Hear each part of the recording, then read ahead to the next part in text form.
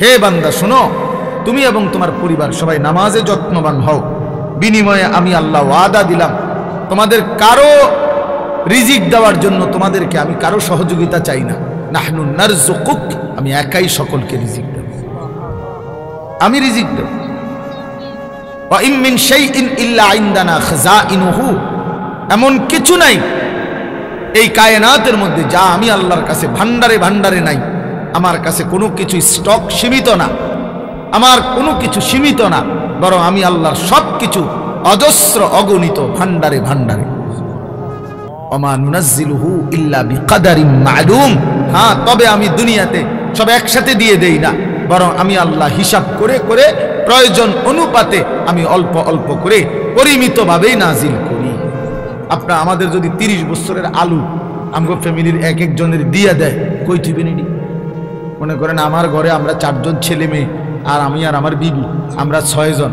তা আমগো 6 জনের যদি আগামী 30 বছরের আলুগুলো দিয়ে দেয় আল্লাহ, তা আমি রাখবো। তো আলু তো হুদা আলু জায়গায় তো নাই, তো পেঁয়াজ রসুন আদা দিলে হিডি কই থইব, ফুলকপি বাঁধাকপি এটি থইব করি, ফচ্চা বন্ধ শুনবনি, 1 সপ্তাহ ফুলকপি দিলে এটি থইব, ঠিক কি না বলে? সুবহানাল্লাহ, কি মেহেরবান মাওলা। আল্লাহ বলে তুমি যে এরকম পাগল হইয়া গেলা যে আরে আমি মরলে আমার জি ফুটে জানি কেমনে চলবো, তো তাহলে আমনে থাকতে চালাই দেখা সব ডি ভাত তরকারি আমনে থাকতে দিয়া লাগ, আমনে নাতি নাতি আপনি এটি রাখা যান ফ্রিজে, একটা ফ্রিজ তো কিন্তু গ্যারাম চুক্তি করে বেওকুফ। তাইলে এই জন্য এটা বোকামি না? বোকামি। আল্লাহ এই জন্য বলছে ওমা নুনাজ্জিলুহু ইল্লা বিকাদারিন মা'লুম, আরে বান্দা আমি সব কিছু নাজিল করি পরিমিত পরিমিত হিসাব করে করে। ইন্না কুল্লা শাইইন খালাকনাহু বিকাদার, আমি সব কিছু সৃষ্টি করেছি পরিমাণ হিসাব করে করে, হিসাব করে। প্রতিনিয়ত মানুষ জন্ম নিচ্ছে, আবার মানুষ কবরেও তো যাচ্ছে। এজন্য কোনো সময় জনসংখ্যা সমস্যা হবে না, কোনো সময় জনসংখ্যা বেড়ে গেলে হ্যাঁ দেশ জাতিতে সমস্যা হয়ে যাবে, দেশের সমস্যা। মিথ্যা কথা। আমি আল্লাহ তাআলা মানুষের জন্ম যেভাবে দেই তো মানুষের মৃত্যু দেই না? তো আমি তো হিসাব করিয়া এটার ব্যালেন্স আমার কাছে আছে, তুমি বুঝবা কি গোড়ার ডিম? 800 কোটি মানুষের হিসাব তুমি কেমনে মিলাইবা যে কয়জন মানুষ জন্ম নিলে ভালো হয়, কয়জন মরলে ভালো হয়? তুমি হিসাব করে দাও তো। আমাদের কারো পক্ষে সম্ভব হবে এটা? আল্লাহ তাআলা বলেন আমার কাছে সব কিছু হিসাব আছে, সব কিছু পরিকল্পিত। ইয়ালামু মুস্তাকাররাহা ওয়া মুস্তাওদাআহা, আল্লাহ বলেন আমার কোন সৃষ্টি কখন কোথায় থাকে আমি সব জানি আগের থেকেই, এবং শেষ পর্যন্ত আমার কোন মাখলুক কোথায় মৃত্যুবরণ করবে, দাফন হবে, আমি তাও জানি, তাও জানি। এই জন্য দোস্ত আমার, বন্ধু আমার, নিজের উপরে রহম করা, দয়া করা, আল্লাহকে না ভুলা। নওজোয়ান ছেলেরা তোমাদেরকেও বলি বাবা, আল্লাহকে চিনা উচিত, আল্লাহকে চিনা উচিত। তোমাদের জীবনেও এটা রহম করো তোমরা। তুমি যদি আল্লাহকেই না চিনো, বানানেওয়ালাকে না চিনো, প্রিয় বন্ধু তো জীবনে কিছুই চিনলাম। রং তামাশার ফুর্তি হঠাৎ করে বিবর্ণ হয়ে যায়, হঠাৎ করে দেখতে দেখতে সব ফুরায় যায়। আল্লাহ তাআলা যখন কাউকে সুখে রাখে তখনই বান্দা সুখে থাকে, আল্লাহ যখন পেরেশানি দেয় তখন আর কেউ সুখ দিতে পারে।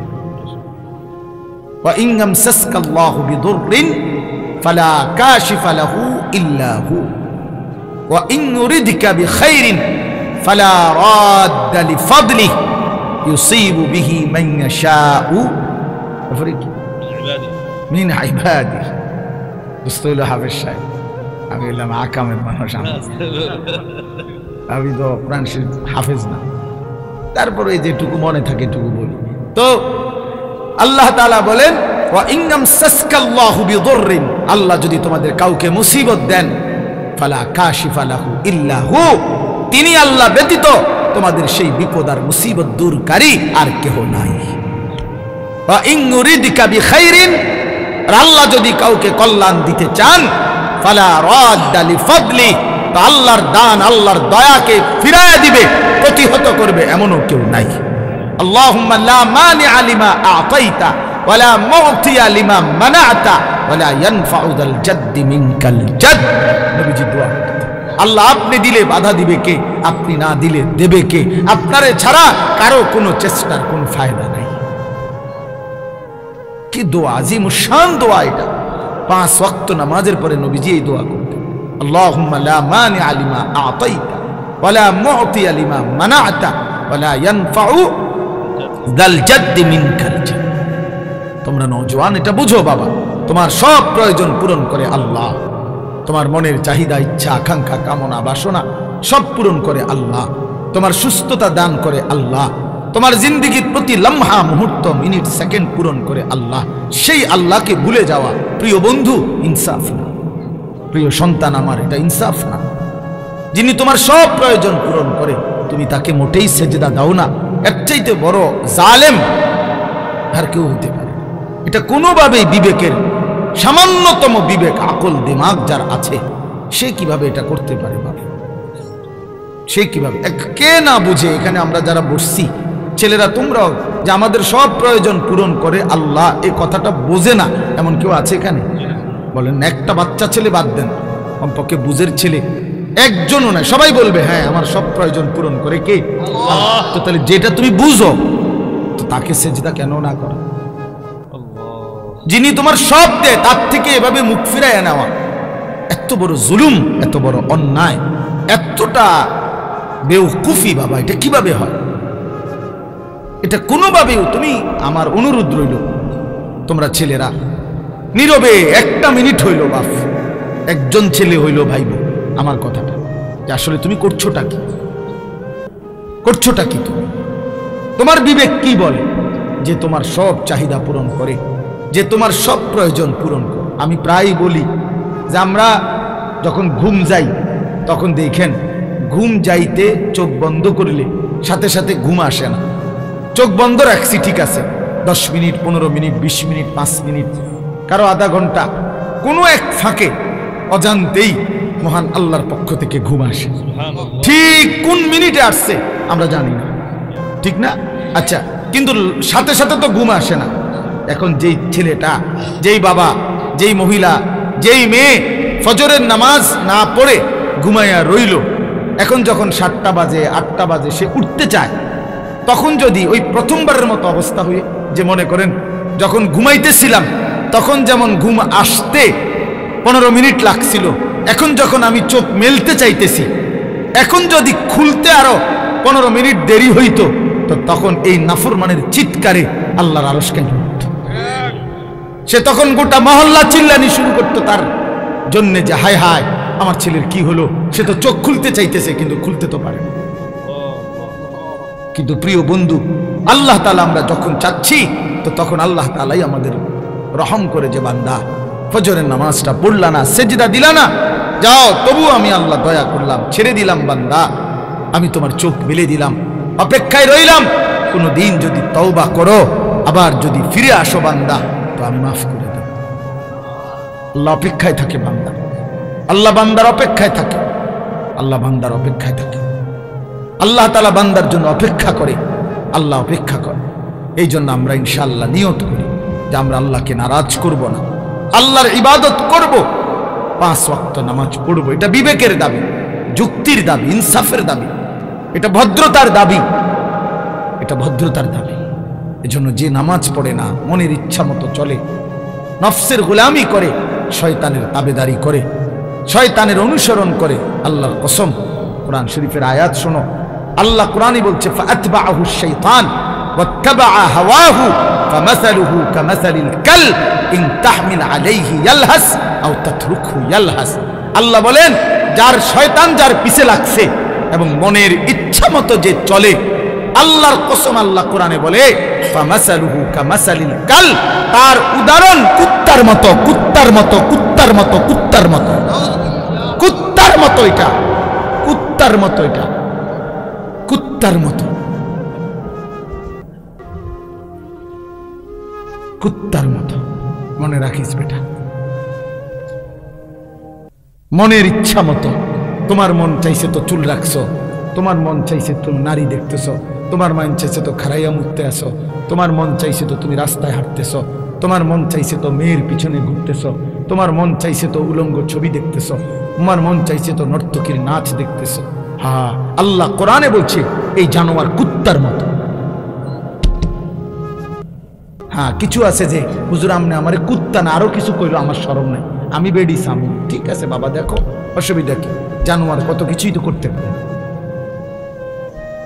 জানোয়ার তো কত কিছুই করতে পারে, তারে নিয়ে কারো কি মাথা ব্যথা আসেনি? রাস্তার কুকুর কি করে না করে তারে নিয়ে কারো মাথা ব্যথা আছে? তো তুমি জানোয়ারকে নিয়ে কারো মাথা ব্যথা নাই মনে করো? তুমি নষ্ট হয়ে যাইতেছ, পচ্চা যাইতেছ। আমি তো একটু বলছি, হাজারো মানুষ তো বলেও না, বাবাও তো বলে না, আরে ছেলে বাপ তুই যে নষ্ট হয়ে যাচ্ছিস, কিরে বাপ। মাও তো কয় টেনশন শুধু পয়সা কামাই করে, পোলাগা নামাজ পড়ে না এই নিয়ে টেনশন নেই, পয়সা কামাই করে না এই নিয়ে টেনশন, মাথা ব্যথা শুধু টাকার জন্য। সবাই স্বার্থপর, সবাই স্বার্থপর। একদিন দেখবা কবরে আফসোস ছাড়ার কিছু নেই। এই জন্য আল্লাহ বলেন ফাআতবাহু শাইতান, কোরআন শরীফের আয়াত কিনা বলে, সূরা আরাফের আয়াত। শয়তান তাকে অনুসরণ করছে, শয়তান তার পিছে লাগছে। ওয়াত্তাবা হাওয়াহু, সে মনের ইচ্ছার অনুসরণ করছে। ফামাসালুহু কামাসালিল কালব, তার উদাহরণ হলো কুত্তার মতো। ইন তাহমিল আলাইহি ইয়ালহাস আও তাতরুকহু ইয়ালহাস, আল্লাহ বলে কুত্তার স্বভাব হলো যে তাকে যদি তুমি দৌড়াও, তাড়াও, মানে তারা যদি দৌড়ানি দাও তাইলেও সে জিহ্বা লম্বা করে নিঃশ্বাস ফেলে, আর যদি ছেড়ে দাও তাইলেও জিহ্বা লম্বা করে নিঃশ্বাস ফেলে। অর্থাৎ সে পেলেও জিহ্বা লম্বা করে, না পেলেও জিহ্বা লম্বা করে। তার যে অবস্থাতে রাখো তার জিহ্বা লম্বা, আর জোরে জোরে নিঃশ্বাস নেয় এরকম করে। এলো কুত্তার স্বভাব। আমি তাফসীরে নিজে পড়ছি, পৃথিবীতে একমাত্র প্রাণী কুকুর, যেই প্রাণী তার নিঃশ্বাস কষ্ট করে নিতে হয়। বাকি সব প্রাণী তাদের স্বাভাবিক, এই যে আমাদের ভিতরের গরম বাতাস বের হয়, নতুন বাতাস ভিতরে ঢোকে, অক্সিজেন কার্বন ডাই অক্সাইড, এটার জন্য আলগা কোনো মেহনত করতে হয় না। অটোমেটিকলি আমার চলতে ফিরতে কথাবার্তায় উঠা বসায় অটোমেটিকলি ঢুকতেছে বাইর হইতেছে, এটা মানুষের স্বভাব। কিন্তু যে কষ্ট করে অর্থাৎ ইচ্ছা করে নিঃশ্বাস জোরে নিয়ে নিঃশ্বাস ফেলে বের করে, এটা কুকুরের স্বভাব। এই জন্য যে স্বাভাবিকভাবে আল্লাহকে মানে, তো ইনসানের আখলাক, যে ইচ্ছা করে বল করে নিজের খামখেয়ালি করে গুনার মধ্যে জুড়ে আছে, মনের চাহিদার মধ্যে জুড়ে আছে, তার আখলাক আল্লাহ বলছে কুত্তার মতো, কুকুরের মতো। এবার যদি তোমার কাছে লজ্জা না লাগে তো ধরে নাও তোমার লজ্জা চলে গেছে বঙ্গোপসাগরের ওই পারে, তোমারে আল্লাহ কোন হায়া দিয়ে বানায় নাই। ইজা লাম তাস্তাহি ফাসনা মা শিতা, নবীজি বলছেন যখন তোমার লজ্জা নাই, হায়া নাই, তো যা ঠিক আছে, ফাসনা মা শিতা, যা নাফরমান, যা মন চায় তাই। নবীজি বলছে, কত বড় ধমক দিছে নবীজি, যা বেঈমান, ঠিক আছে যা, তোর যেহেতু শরমে নাই, হায়ায়ে নাই, ফাসনা মা শিতা, যা মন চায় তাই কর, যা তুই লুঙ্গি ফইরা হাঁট, খুল্লা হাঁট, অসুবিধা নেই, যা, তোর যেহেতু হায়ায়ে নাই, শরমে। এজন্য প্রিয় বাবা, প্রিয় সন্তান, বুঝতে শেখো, নিজের ভালো দেখো, নিজের কল্যাণ দেখো। আপনারা বয়স্ক বাবা যারা আছেন, আপনাদেরকে বলি বাবা, শেষ বয়সের কদর করেন, হায়াতের কদর করেন, হায়াতের কদর। আল্লাহ তাআলা শেষ হায়াত বিড়ি সিগারেটের জন্য দেয় নাই, আল্লাহ তাআলা শেষ জীবনটা পান সুপারি খাইয়া শেষ করার জন্য দেয় নাই, আল্লাহ তাআলা শেষ জীবনটা চা বন বিড়ি সিগারেটের জন্য দেয় নাই বাবা। চায়ের দোকানের আড্ডা, খামখেয়ালির গল্প স্বল্প, এই জন্য দেয়নি। আল্লাহ পাক বান্দা হিসাবে আমাকে সুযোগ দিয়েছেন আপনাকে, যে বান্দা ঠিক আছে, তোমাকে কতজনকে তো আমি এত লম্বা হায়াত দেই না, যাও বান্দা তোমার উপরে আমি একটু মায়া করলাম, তোমারে 60 বছর দিলাম, 70 বছর দিলাম, দেখি তুমি আখেরাতের পুঁজি বাড়াইতে পারো কিনা। আহা, 60 বছর পেয়েও যখন কোনো বান্দা আখেরাতের পুঁজি, কবরের সামান, জাহান্নাম থেকে বাঁচার ব্যবস্থাপত্র, জান্নাতে যাওয়ার পুঁজি সংগ্রহ করতে পারলো না, আল্লাহ রসুল সাল্লাল্লাহু আলাইহি সাল্লাম বলছেন, মুসলিম শরীফের হাদিস, ওই বয়স্ক লোক যে জাহান্নাম থেকে বাঁচতে পারে নাই, জাহান্নাম থেকে বাঁচার আমল করে নাই, জান্নাতের আমল করে নাই, আল্লাহর কসম, নবীজি বলছে হাসরের ময়দানে ওই বুড়ারে দাঁড় করাইয়া একটি শব্দ জিজ্ঞেস করা হবে না, কিছু বলতেও দেওয়া হবে না, নগদ দাঁড় করাইয়াই ফেরেশতা ফিরা শুরু করবে। হ্যাঁ, বিড়ি খাই না কাকু, আমরা খাড়া করাইয়া ফিরা লইব, মনে রাখি। হ্যাঁ, চাইয়ে না রে, আপনি আমার কথা মনে রাখেন, নাহলে আমার জানাই আমার নাম্বার নিয়ে মনে রাখি।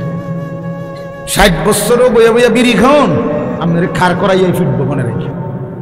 আমি বললাম 60 বছর বয়সও চা দোকানে বেড়ি খাওন, আপনি কবরের থেকে শুধু উঠলেই ফিরে শুরু হবে। হ্যাঁ মনে রাখছেন, নবীজি বলছেন হাসির ব্যাপার না, হাসির ব্যাপার না, লজ্জা থাকা উচিত ওই বুড়া মানুষের। 60 বছর বয়সের পরেও যে এখনো নারী দেখে, ছবি দেখে, নাটক সিনেমা দেখে, টেলিভিশন দেখে, চা দোকানে আড্ডা দেয়, এই বুড়া মানুষটার কোনো লজ্জা শরম বলতে কিচ্ছু নাই, কিচ্ছু নাই, কিচ্ছু নাই। এটা জওয়ান ছেলের চাইতেও শরম কম এই বেটা, কারণ ওইটার তো বয়স কম, ওইটার গুণাও কম। আপনার তো বয়স 60, আপনার গুণাও তো বেশি। যার বয়স 25, যার বয়স 60, তার গুণা বরাবর বরাবর না, তাইলে এই জন্য দয়া করে মেহেরবানি করে অনুরোধ করলাম আল্লাহ তাআলা আমাদেরকে তৌফিক দান করেন। আমি যে আয়াতটা পড়ছি এবার এই আয়াতের উপরে একটু কথা বলি, তাইলে আমার কথা শেষ হবে ইনশাআল্লাহ। আয়াতটা মূলত পড়ছি প্রিয় নবী সাল্লাল্লাহু আলাইহি ওয়াসাল্লামের মেরাজ এর উপরে একটু কথা বলার জন্য। নবী সাল্লাল্লাহু আলাইহি সাল্লামের মেরাজের ঘটনা মোটামুটি কম বেশি আমরা সবাই জানি, কাজেই আমি পুরা ঘটনা একবারে দাগ নম্বর খতিয়ান নম্বর সহ আপনি আজান শুনে দেখেন, দেখবেন আমার নামও বলে আপনার নামও বলে। আপনি ইকামত শুনে দেখেন, আমার নামও বলে আপনার নামও বলে। আপনি নামাজের দিকে তাকায় দেখেন, আমার বান্দা আত্তাহিয়াতু লিল্লাহি আমার জন্য বলে আল্লাহুম্মা সাল্লি আলা মুহাম্মদ, আপনার নামও বলে। আপনি কবরের দিকে তাকায় দেখেন, মুনকার নাকির দুইজন ফেরেশতা ওই কবরের লোকটাকে প্রশ্ন করতেছে, শুনে দেখেন কি কয়, আমার কথাও জিজ্ঞাসা করবে, আপনার কথাও জিজ্ঞাসা। আল্লাহু আকবার, সুবহানাল্লাহ। জমিনের নিচেও আপনার আলোচনা, জমিনের উপরেও আপনার আলোচনা। আর শাজিবে আপনাকে আমি মেহমান বানাইলাম, মেরাজে আনলাম, এখানেও আপনার আলোচনা। কায়নাতের সর্বোচ্চ মাকামেও আমি আপনার আলোচনা উঠাইলাম। আমি জমিনের নিচে কবরে, সেখানেও আপনার আলোচনা উঠাইলাম, জমিনের উপরেও আপনার আলোচনা উঠাই। মজার কথা হইল, আশ্চর্য একটা তথ্য আছে, গবেষক, মুসলিম গবেষক যারা, তাদের বক্তব্য হলো এই পৃথিবীতে মহান আল্লাহ পাক রব্বুল আলামিন সময়ের একটা ধারাবাহিক আল্লাহ তাআলা সেটিং করছেন। আমরা এটা বুঝতাম না। যেমন আমাদের মনে করেন সারা পৃথিবীতে এখন 9টা 42 বাজে না, রাত 9টা এখন সবখানে না। কথার কথা সৌদি আরব 3 ঘন্টা পিছনে, আরো 3 ঘন্টা কি আছে পিছনে আছে। বাংলাদেশে আপনার সারা জেলায়, সারা বাংলাদেশের জেলার মধ্যে সেম টাইম না, 6 মিনিট 8 মিনিটেরও কি আছে ডিফারেন্স আছে, 4 মিনিটের ডিফারেন্স আছে, 2 মিনিটের জেলাওয়ারি কি আছে ডিফারেন্স আছে। সারা পৃথিবীতে একেবারে উল্টাও আছে, কোথাও পূর্ণ রাত, কোথাও পূর্ণ দিন, একেবারে উল্টা। কথা বুঝছেন কিনা? আছে। তাইলে পৃথিবীতে আল্লাহ তাআলা এই সময়ের এই সিস্টেম করলেন কেন? এটা কি করলেন? এটা অগোছালো না। মুসলিম গবেষকরা বলছেন, আমি হযরত মাওলানা জুলফিকার আহমদ নকশবন্দি দামাত বারাকাতুহুল আলাইহি ওনার বয়ানে শুনছি। হযরত বলছেন যে আল্লাহ তাআলা সারা পৃথিবীর মধ্যে সময়টাকে এভাবে সাজিয়েছেন যে আল্লাহর জমিনে সুবহানাল্লাহ প্রতি মুহূর্তে, প্রতি মিনিটে কোথাও না কোথাও কোনো না কোনো নামাজের ওয়াক্ত হয়। সুবহানাল্লাহ, সিস্টেম আল্লাহ এটা সাজাইছেন, সেটিং করছেন। এবার তার মানে জমিনে 24 ঘন্টা আল্লাহর জমিনের মধ্যে কোথাও না কোথাও আজান হয়, কোথাও না কোথাও ইকামত হয়। তার মানে 24 ঘন্টা আল্লাহ এবং তার রাসূলের আলোচনা উচ্চারিত হয়। মানে থামে না, এটা সিস্টেম নাই, থামার সিস্টেম। মহান আল্লাহর আলোচনাও হয়, প্রিয় নবী সাল্লাল্লাহু আলাইহি সাল্লামের আলোচনা হয়। এমন আজিমুশান নবী আল্লাহ আমাদেরকে দান করছে, আল্লাহ তাআলা আমাদেরকে দান করছে। সুবহানাল্লাহ। এই জন্য প্রিয় ভাই, আল্লাহ তাআলা আমাদের নবী সাল্লাল্লাহু আলাইহি সাল্লামকে দুনিয়ায় অনেক মর্যাদা দিয়েছেন, অনেক অনেক অনেক মর্যাদা। আমাদের উম্মতের জন্য নবীজির ভালোবাসায় আল্লাহ অনেক কিছু সহজ করে দিয়েছেন। আগে মুসা নবীর উম্মত কোনো নাপাক লাগলে কাপড়ের ওই অংশটুকু, যেটুকুর মধ্যে বীর্য পায়খানা লাগছে, ওটা কাইটা ফেলতে হইতো কাপড়টা, এরপরে ওইটা আবার পরে তালু দিত। এই কাপড় কাইটা ধুইলে এরপরে পবিত্র হইতো, নাইলে পবিত্র হইতো না। আমাদের জন্য আল্লাহ তাআলা নবী সাল্লাল্লাহু আলাইহি সাল্লামকে বলছে, বন্ধু না, আপনার জন্য আমি সহজ করে দিলাম, আপনার উম্মতের জন্য সহজ করে দিলাম, ওইটুকু কাপড় কাটতে হবে না, বরং এমনিতেই 3 বার পবিত্র করে বিসমিল্লাহর সাথে ধুয়ে নিলে আমি আল্লাহ পবিত্র ঘোষণা দিলাম, আসান করে দিলাম। আগে যুদ্ধে কাফেরদের মোকাবেলায় যখন যুদ্ধ করতো ইমানদাররা, তো যুদ্ধে বিজয় লাভ করলে যে গনিমতের মাল পাইতো কাফেরদের, সেগুলো খাওয়ার অনুমতি ছিল না আগের নবীদের আমলে ইমানদারদের জন্য। আমাদের নবীর বেলায় এসে আল্লাহ বলছে, বন্ধু আপনার সম্মানে আমি আপনার উম্মতের জন্য গনিমতের যুদ্ধলব্ধ মাল, যেটা কাফেরদের সাথে যুদ্ধ করে অর্জিত হয়, সেটা 100% হালাল হিসাবে ঘোষণা দিলাম। আগে নবীদের আমলে কোরবানি করলে, কোরবানি তো কোরবানির প্রাণী খাওয়ার অনুমতি ছিল না, আগে নির্দিষ্ট জায়গায় রাখতে হইতো, আল্লাহর পক্ষ থেকে আগুন আইসা কোরবানিটাকে জ্বালায়া দিত। বিকুরবানিন তাকুলুহুন নার, কোরবানি কোরআন শরীফে আছে, আগুন আইসা খাইয়া ফেলতো, মানে পুরাইয়া ফেলতো, এটা ছিল আগে নিয়ম। আল্লাহ তাআলা আমাদের নবীকে বললেন, বন্ধু আপনার সম্মানে আপনাকে আমি ইজ্জত দিলাম, আপনার সম্মানে আপনার ইমানদার উম্মতের জন্য আমি আল্লাহ অনুমতি দিলাম কোরবানি করার পর, ফাকুলু মিনহা ওয়া আতইমুল বাঈসাল ফাকির, তোমরাও খাও, অভাবী দুস্থ অসহায় কেউ খাওয়াও, হালাল করে দিল, হালাল। আগের নবীদের আমলে কোন ইমানদাররা আল্লাহর ইবাদত সেজদা করতে হইলে, নামাজ পড়তে হইলে, তাদের জন্য যেটুকু নামাজের বিধান ছিল আল্লাহর ইবাদতের সেজদার, তাদের জন্য নিয়ম ছিল আগে প্রত্যেক নবীর উম্মতের জন্য ইবাদতের নির্দিষ্ট ঘর বানাইতে হইতো, মানে মসজিদ ঘর না বানাইয়া ইবাদতের নির্ধারিত জায়গা ঠিক না করে সেজদা দেওয়ার অনুমতি ছিল না যত্রতত্র, আগে ছিল এটাই নিয়ম।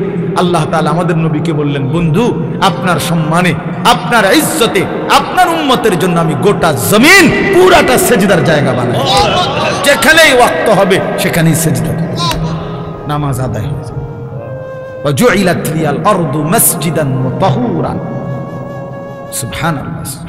এরকম অনেক বলা যাবে, আমাদের সময় নেই এই জন্য না আমি কইতে পারি, নাইলে অনেক আছে এরকম। তো এইভাবে আমাদের নবী সাল্লাল্লাহু আলাইহি সাল্লামকে আল্লাহ তাআলা অসংখ্য অগণিত বিষয়ে নবীজি সাল্লাল্লাহু আলাইহি সাল্লাম এবং আমাদেরকে আল্লাহ তাআলা মর্যাদা দিয়েছেন, সম্মান দিয়েছেন। তো এই যে বিভিন্নমুখী সম্মান নবীজিকে আল্লাহ তাআলা দান করছেন, তন্মধ্যে আমাদের নবী সাল্লাল্লাহু আলাইহি সাল্লামের সর্বশ্রেষ্ঠ একটি মর্যাদা, সম্মান, মেরাজ। বলেন আলহামদুলিল্লাহ। আল্লাহর নবী সাল্লাল্লাহু আলাইহি ওয়াসাল্লাম মক্কায় যখন ইসলাম প্রচার করতেছিলেন, 10 বছর ইসলাম প্রচার করার পরে 40 থেকে 50, মানে 10 বছর, এই 50 বছর নবীজির বয়স, 10 বছর টানা মক্কার কাফেরদের কাছে যখন ইসলাম প্রচার করছেন, মক্কাবাসী কাফেররা নবীজির উপরে গ্রহণ করছে তো কম, কিন্তু জুলুম অত্যাচার বিরোধিতা করছে বেশি। 10ম বছর নবীজির চাচা আবু তালেব ইন্তেকাল করছে। 5 দিন পরে নবীজির স্ত্রী খাদিজা রাদিয়াল্লাহু তাআলা আনহা তিনিও ইন্তেকাল করছে। চাচা এবং স্ত্রীর মৃত্যুতে নবীজি খুব শোকাহত হয়েছেন। কাফেররা জুলুম অত্যাচার নির্যাতন আগের চাইতে 10 গুণ বাড়ায় দিছে।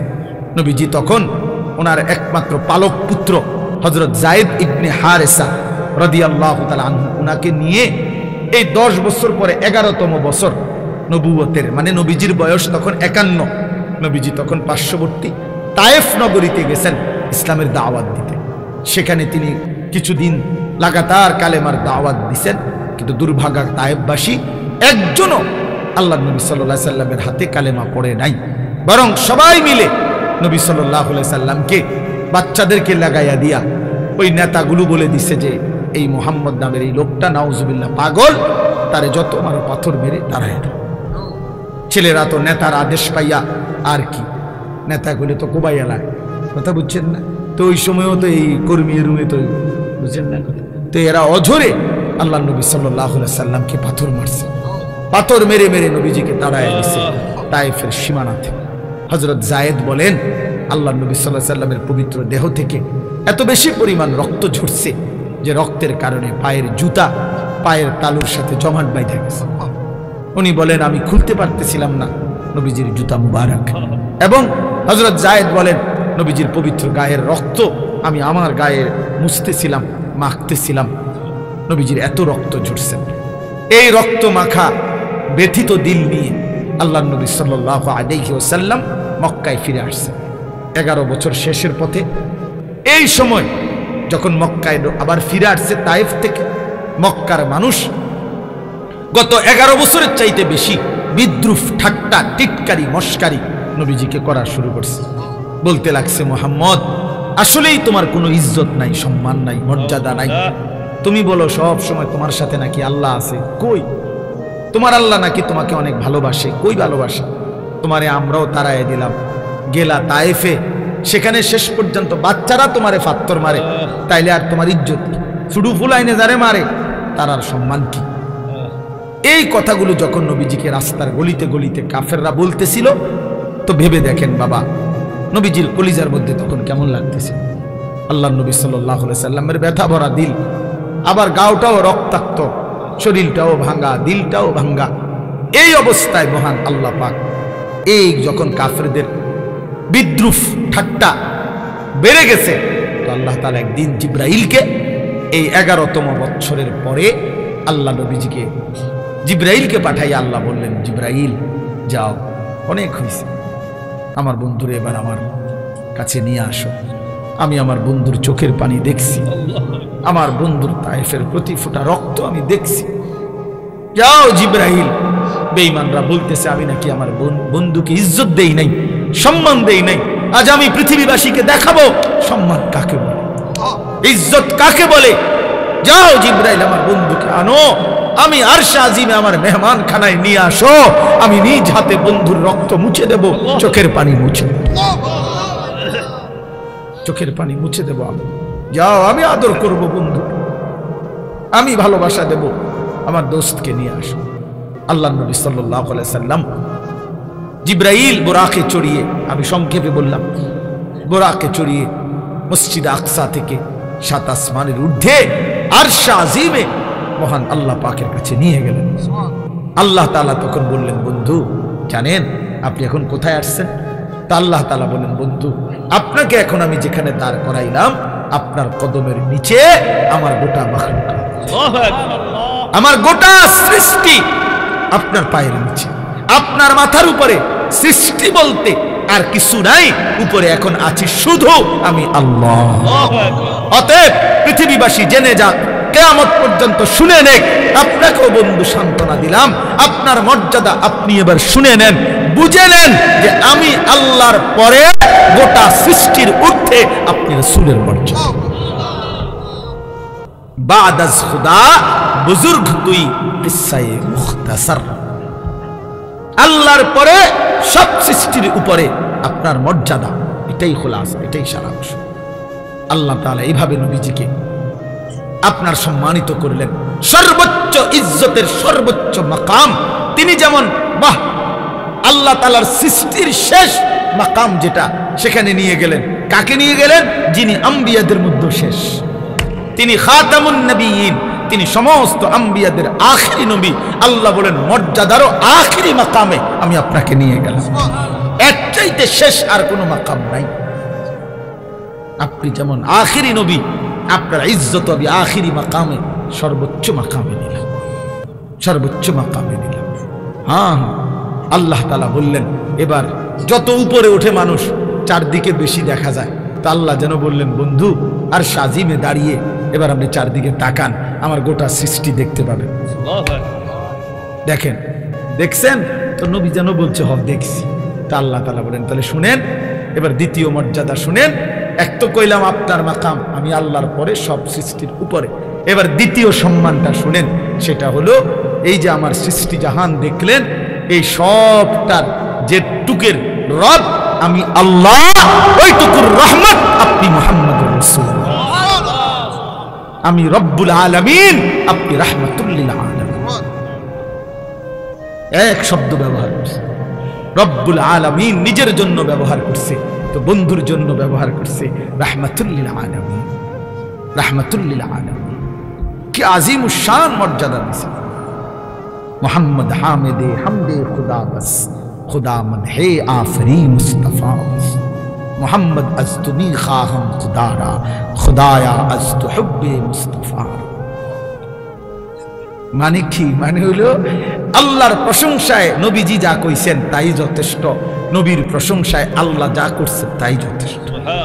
আমনে আমি বই বই ঠেলা ঠেলি করে নবীর লইয়া ঠেলে ধাক্কায় এতেরে গাইল্লা এতেরে ওয়াহাবি কয় এইতেরে কয় চিনছে না বেড়া আমরা কেউই তো চিনছি না বেটা আমরা যে যা নবীর সম্মান বলি এর চাইতে কোটি কোটি কোটি কোটি গুণ ঊর্ধ্বে তার মর্যাদা পাত্তা আসেনি আমাকে কইবেন না নবীর ইজ্জত বলবেন না মিয়া নবীজির সম্মান বলবেন না ডাক্কান কি বইয়া বইয়া লরে কুয়ায় নবী সাল্লাল্লাহু আলাইহি সাল্লামের ভালোবাসা দুই ডেক খিচুড়ি 2 ডেক বিরিয়ানি 4 জিলাপি সবাই 4টা জিলাপি দিছেন নবীজির মর্যাদা আদায় হয়ে গেছে না এত সস্তা মনে করছেন আল্লাহ তাআলা যাকে সর্বোচ্চ মর্যাদাবান করেছেন তিনি আমার আপনার ধারণার চাইতো কোটি গুণ ঊর্ধ্বের মর্যাদাবান গোটা तमाम সৃষ্টি আল্লাহর নবী সাল্লাল্লাহু আলাইহি সাল্লামের মর্যাদার আন্দাজে করতে পারেন আন্দাজে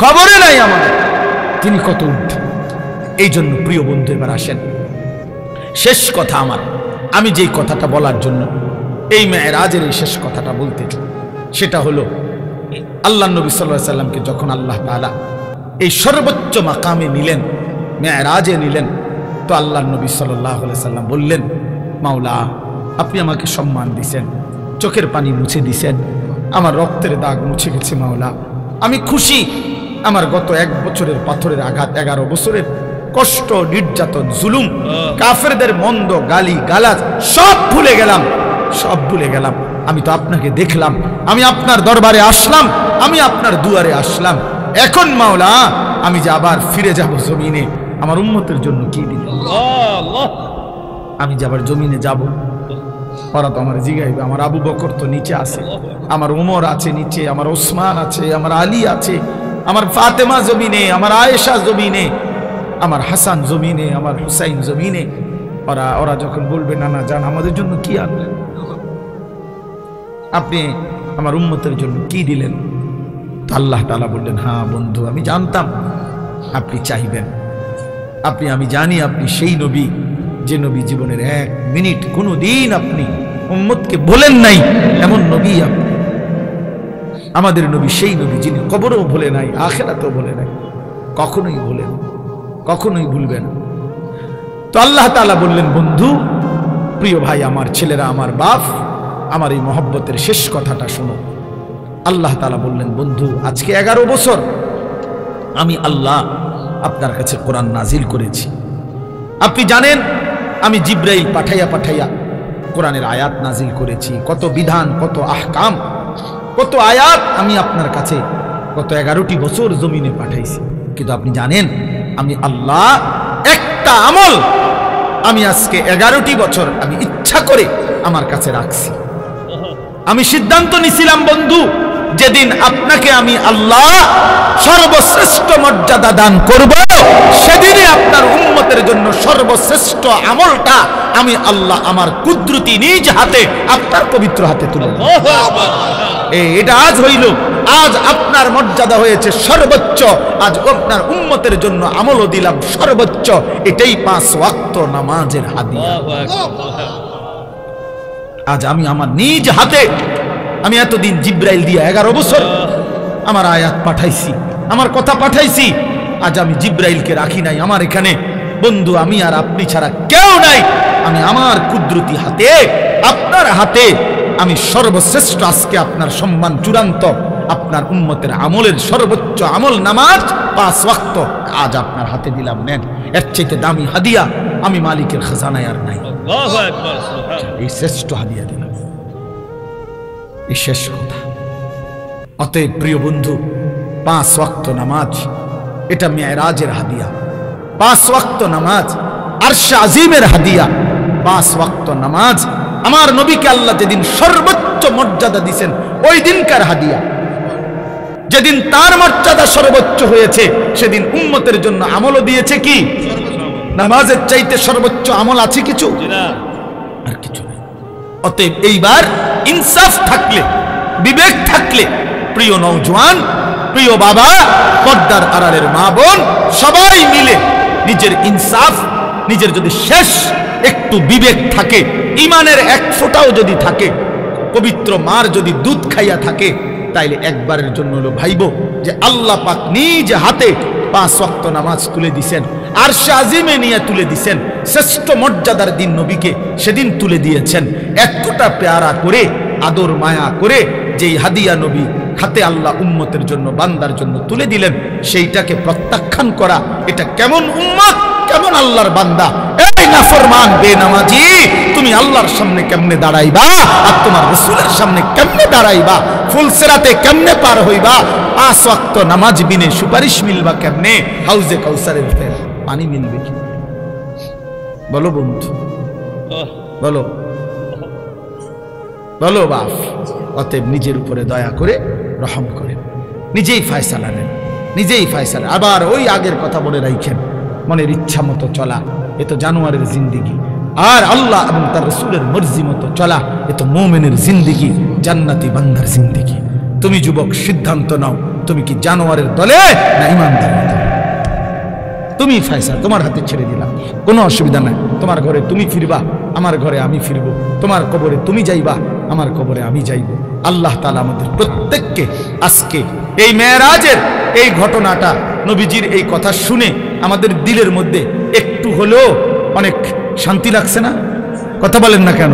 তাইলে আমরা নিয়ত করি যে আমরা 5 ওয়াক্ত নামাজ পড়বো ইনশাআল্লাহ। বলো বাবা, বলো ইনশাআল্লাহ। হিম্মত করো যুবক, হিম্মত করো। হিম্মত না করলে পারতা না। মানুষ হিম্মত করতে হয়, মানুষ অন্তরে আগে একটা বোঝাপড়া করতে হয়।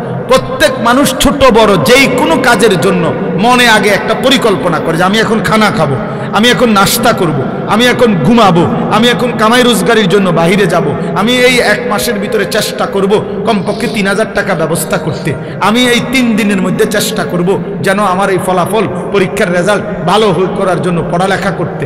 তাহলে প্রত্যেকটা মানুষ তার অন্তরে কোনো না কাজের, কোনো না কোনো কর্মের, ছোট হোক সামান্য, আগে অন্তরে পরিকল্পনা করে এরপরে কাজে নেমে পড়ে। অতএব আমরাও যদি সিদ্ধান্ত নেই আমি 5 ওয়াক্ত নামাজ পড়বই পড়বো, ইনশাআল্লাহ তুমি পারবা, তুমি পারবা, বাবা পারবেন, নারীরাও পারবে, পুরুষরাও পারবে, ছেলেরাও পারবে। অতএব আমরা নিয়ত করতে পারি তো ইনশাআল্লাহ।